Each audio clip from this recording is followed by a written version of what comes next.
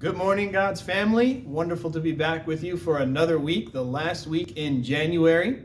And our thought of the week this week is taken from Joshua 1 verse 9. Actually, this verse was the very first verse that we did when we started daily prayer back in 2020.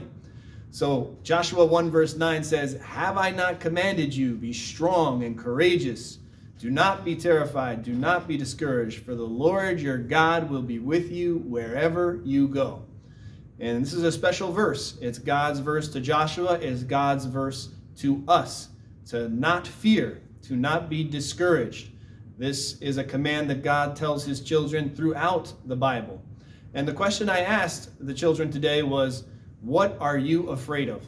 And one of the things that all of us have a certain fear of is being alone. Even God, when he created Adam in the beginning, said, "It is not good for man to be alone." So he created Eve as a helpmate. But yet we see that following after Jesus sometimes leaves us alone. For Jesus himself, when he went to the cross, he looked around when he needed his friends the most and no one was there. So when we do the right thing, regardless of the situation, we follow after the Lord, sometimes that means being alone. And yet we're never alone when we think of this verse. "Have I not commanded you, be strong and courageous? Do not be terrified, do not be discouraged, for the Lord your God is with you wherever you go."